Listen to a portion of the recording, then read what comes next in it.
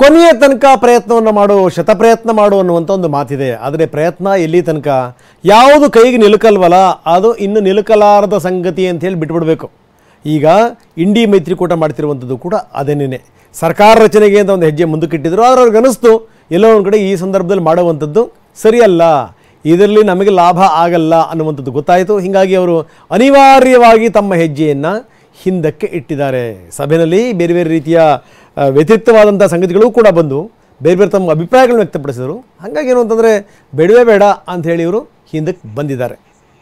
ಬನ್ನಿ, ನಮ್ಮ ಪ್ರತಿನಿಧಿ ಪ್ರಸನ್ನ ಈಗ ನಮ್ಮೊಂದಿಗೆ ನೇರ ಸಂಪರ್ಕದಲ್ಲಿದ್ದಾರೆ ದೆಹಲಿಯಿಂದ. ಪ್ರಸನ್ನ, ಕೈಗೆ ಸಿಗದ ದ್ರಾಕ್ಷಿ ಹುಳಿ ಅನ್ನುವಂಥ ಒಂದು ಮಾತಿದೆ. ಅಂದರೆ ಜಂಪ್ ಮಾಡಬೇಕು, ಎಷ್ಟೊಂದು ಜಂಪ್ ಮಾಡೋಕ್ಕೆ ಸಾಧ್ಯ, ಸಿಗಲಿಲ್ಲ ಅಂದಾಗ ಹುಳಿ ಅಂದ್ಕೊಂಡು ಸುಮ್ಮನೆ ಬಿಡಬೇಕಪ್ಪ ನಂಬರ್ 1. ಜೊತೆಗೆ ನಾವು ಅಂದ್ಕೊಂಡಿರುವಂಥದ್ದು ಇದು ಕನ್ನಡಿಯೊಳಗಿನ ಗಂಟು ಅನ್ನುವಂಥ ಸಂದರ್ಭದಲ್ಲಿ ಎಷ್ಟು ಪ್ರಯತ್ನ ಮಾಡಿದ್ರು ಕೂಡ ಅಷ್ಟೇನೆ.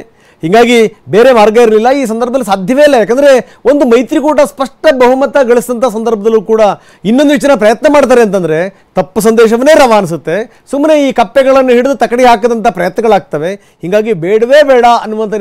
ಮಂಜುನಾಥ್ ಮೆಕಡೇಮಿಯಾ ಕೃಷಿಯಲ್ಲಿ ಎಕರೆಗೆ ವರ್ಷಕ್ಕೆ 20 ಲಕ್ಷ ಗಳಿಸ್ತಿದ್ದಾರೆ. ನೀವು ಕೂಡ ಅವರಿಂದ ಕಲಿಬೇಕಾ? ಅವ್ರ ಜೊತೆ ವಿಡಿಯೋ ಕಾಲ್ನಲ್ಲಿ ಮಾತಾಡಬೇಕಾ? ಈಗಲೇ ಫ್ರೀಡಮ್ ಆ್ಯಪ್ ಡೌನ್ಲೋಡ್ ಮಾಡಿ. ನಿರ್ಧಾರಕ್ಕೆ ಈಗ ಇಂಡಿ ನಾಯಕರು ಬಂದಿದ್ದಾರೆ ಅಂತ ಬಹುಶಃ ಬೇರೆ ಏನೋ ಮಾರ್ಗ ಇರಲಿಲ್ಲ ಅಂತ ಅನ್ಸುತ್ತೆ ಪ್ರಸನ್ನ.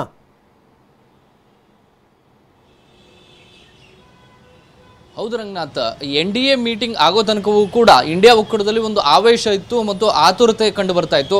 ಎಲ್ಲೊಂದು ಕಡೆ ಸರ್ಕಾರ ರಚನೆ ಮಾಡಬಹುದು ಅನ್ನುವಂಥ ರೀತಿಯ ಚರ್ಚೆಗಳನ್ನು ಹುಟ್ಟು ಹಾಕಲಾಗಿತ್ತು. ಅದರಲ್ಲೂ ಶಿವಸೇನೆ ಮತ್ತು TMC ಪಕ್ಷದ ನಾಯಕರಂತೂ ನೀವು ಎಲ್ಲ ಇಂಡಿಯಾ ಒಕ್ಕೂಟದ ನಾಯಕರು ಸರ್ಕಾರ ರಚನೆಯ ಪ್ರಯತ್ನವನ್ನು ಮಾಡಲೇಬೇಕು ಅನ್ನುವಂಥ ಬಿಗಿಪಟ್ಟನ್ನು ಹಿಡಿದು ಕೂತಿದ್ರು. ಆದರೆ ಸಂಜೆಯ ವೇಳೆಗೆ ಯಾವಾಗ NDA ಬಾಂಡ್ ಗಟ್ಟಿಯಾಗ್ತಾ ಹೋಯಿತೋ ಮತ್ತು ಅಧಿಕೃತವಾಗಿ JDU ಮತ್ತು ಉಳಿದಂತಹ ಪಕ್ಷಗಳು ಪತ್ರವನ್ನು ಪ್ರಧಾನಿ ನರೇಂದ್ರ ಮೋದಿ ಅವರಿಗೆ ಕೊಟ್ಟರು, ಆಗ ಸಹಜವಾಗಿ ಇಂಡಿಯಾ ಒಕ್ಕೂಟದ ನಿಲುವು ಮತ್ತು ಆತುರತೆ ನಿಧಾನಕ್ಕೆ ಕಡಿಮೆ ಆಯಿತು. ನಿನ್ನೆ ಸಭೆಯಲ್ಲೂ ಕೂಡ ಒಂದಷ್ಟು ಬೇರೆ ಬೇರೆ ರೀತಿಯ ಅಭಿಪ್ರಾಯಗಳನ್ನ ವ್ಯಕ್ತಪಡಿಸಲಾಯಿತು. ಅಂತಿಮವಾಗಿ ಒಂದು ತೀರ್ಮಾನಕ್ಕೆ ಇಂಡಿಯಾ ಒಕ್ಕೂಟ ಬಂದಿದೆ. ಅದು ಸೂಕ್ತ ಸಮಯದಲ್ಲಿ ಸೂಕ್ತ ಹೆಜ್ಜೆಯನ್ನು ಇಡುವಂತಹ ಒಂದು ಕಾದು ನೋಡುವಂತಹ ತಂತ್ರ. ತಕ್ಷಣಕ್ಕೆ ಸರ್ಕಾರ ರಚಿಸುವಂಥದ್ದು ಯಾವುದೇ ರೀತಿಯ ಸಾಧ್ಯತೆಗಳು ಕಂಡು ಬರಲಿಲ್ಲ. ಈ ಕಾರಣಕ್ಕೋಸ್ಕರ ಇಂಡಿಯಾ ಒಕ್ಕೂಟ ಅಂಥದ್ದೊಂದು ತೀರ್ಮಾನಕ್ಕೆ ಬಂದಿದೆ.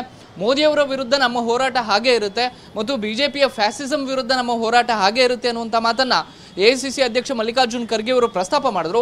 ಆದರೆ ಸರ್ಕಾರ ರಚನೆಯ ಕಸರತ್ತು ಹೇಗಿದೆ ಅನ್ನುವಂಥ ಪ್ರಶ್ನೆಗೆ ಅವರು ಸ್ಪಷ್ಟವಾದಂಥ ಉತ್ತರವನ್ನು ಕೊಡಲಿಲ್ಲ ಮತ್ತು ಕಾದು ನೋಡುವಂತಹ ತಂತ್ರಕ್ಕೆ ಮೊರೆ ಹೋಗಿದ್ದಾರೆ ಇಂಡಿಯಾ ಒಕ್ಕೂಟದ ನಾಯಕರು. ರಂಗನಾಥ್, ಧನ್ಯವಾದ ತಮ್ಮೆಲ್ಲ ಮಾಹಿತಿಗೆ.